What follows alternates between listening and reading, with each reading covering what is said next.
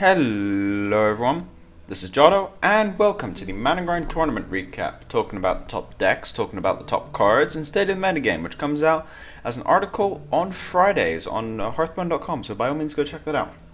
Now, this week's episode is going to be rather short. Two reasons really. One, we have 3 decks because people in MLG don't like giving people decks apparently. And 2, I was actually going to try a new style where I was being more freelance with the decks, not going over every single card, because it's getting rather monotonous to listen to, from what I can tell. So I'm going to do it for this week and next week, just going a bit more freelance. Tell me what you think. If it's better, if it's worse, by all means give me feedback, and I'll make the show better as people actually want to. Now, since this is going to be a shorter episode, I'm going to be going over some of the stuff about the actual YouTube channel, what I'm going to be doing in the next couple weeks, so if you're not interested in that, skip ahead a minute and a half or so. So anyway, for this week, first of all, the reason the tournament recaps have been coming out on Wednesdays, not Tuesdays. This is because if I have all 8 decks, I will do it on Tuesday. If I don't have all 8 decks, I will do it on Wednesday, because sometimes we get decks late. So in this case, we only had 2 yesterday, we had 3 today, so it's worth waiting the day to get an extra deck. Now, in terms of the rest of the stuff, this weekend for the weekly, I'm going to be doing a Fight Night episode, probably Reels and Chalky, because that was actually a very good series to actually do a weekly on, as you'll see if I actually do that one. There were misplays, good plays, close series. It was just a good one to do analysis on.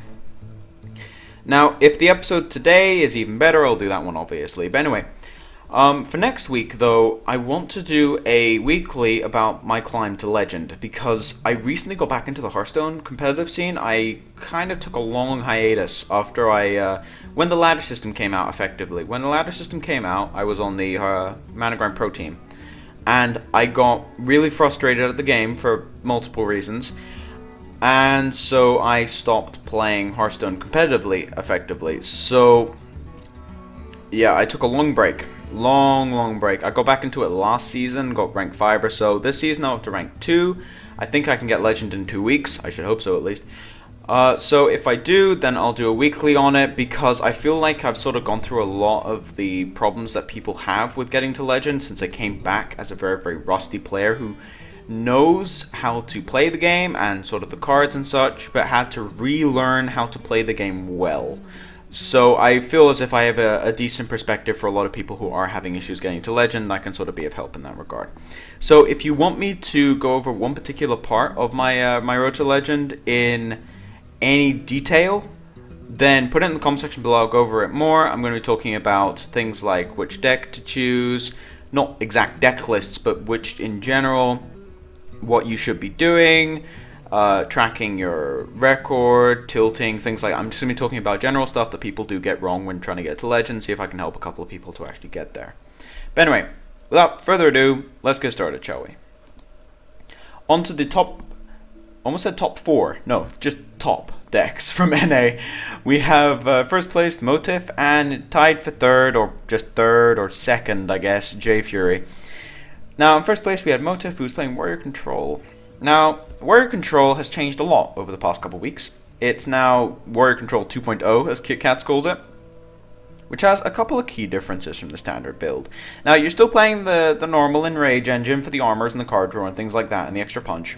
You're still playing all the late game win conditions, you know, Ragnaros, Garrosh, Alexstrasza, Baron, Gorehal. That's all normal. Faceless Manipulator is a little bit newer. It's only in some of these. Some don't play it, some do play it. Same with Big Game Hunter, although more play Big Game Hunter than not. But Faceless is definitely one of those fringe things where sometimes it's played, sometimes it isn't. Depends on the warrior list. Now, the additions that are in sort of this new warrior deck is we have Harrison Jones, which gives you a much better matchup against Miracle Rogue and Hunter. You can usually draw 2 cards off an Eagle Hornbow if you play it correctly, or 3 cards off an Assassin's Blade, which is usually the end of the game. They need Assassin's Blade to kill you as far as Miracle is concerned. So Harrison is a big addition to this deck. Also helps in the mirror match. Then I have Azure Drake, which is very good at applying pressure and just drawing cards in general throughout the game. Smooths out your curve a little bit without actually losing a card. Korkron Elite is the other addition as far as the minions goes, which is used for 2 different things. One is removal, and mid-game removal on things like Gadgetzan and Azure Drake, for example. And the other one is for pressure. Now, pressure on hunters especially is very important. Hunter and Miracle, you need to pressure them, force them to use some burn on the actual Corcoran, race them a little bit, because they can't beat you late game, so you might as well force them to stall their clock a little bit. Between this and armor, you actually have a very, very almost flawless matchup against Hunter. As far as the rush variant is concerned. Mid-range, a little bit more difficult, but the rush variant, pretty bad against you. Now for the spells, we only have couple of differences from the normal. We have one slam instead of the standard 2, and we have a cleave instead. Now the cleave double whirlwind is a concession to aggro, because aggro has been becoming much more popular recently, and slam is a little less useful if you're not doing slam execute as much as normal. Speaking of execute, we are still playing the 2 so that we don't get rolled over by control decks. As for the weapons, pretty much exactly the same as it always has been. Now on to second, third, fourth guy, J Fury, who's playing Warlock Zoo. Now, the Zoo deck is entirely revolvent around rushing you down as fast as possible. Now, we have some pretty standard stuff, like the spells as normal, Mortal Coil, Soulfire, free spells, more or less, and extra card draw for 1 mana instead of 2 from life tap, and you don't lose life, which is awesome. As for the actual minions, we do have standard late game Doomguard. We're actually playing Doomguard and Argent Commander in this particular deck.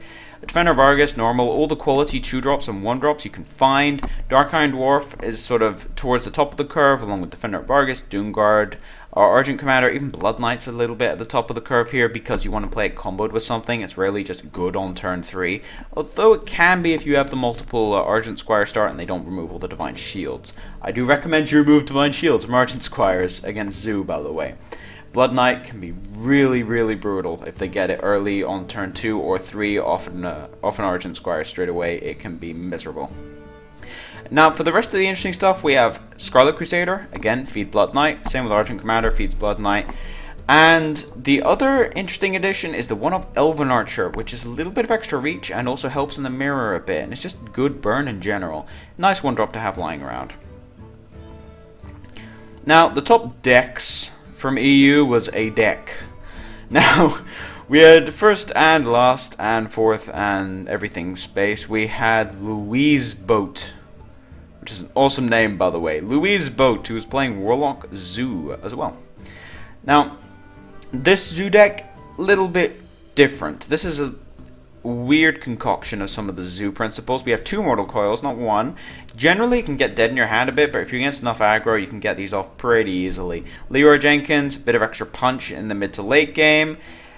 Only 1 Doomguard because you're playing the Leroy. Again, a little bit of extra punch for a little less mid-rangey sort of feel.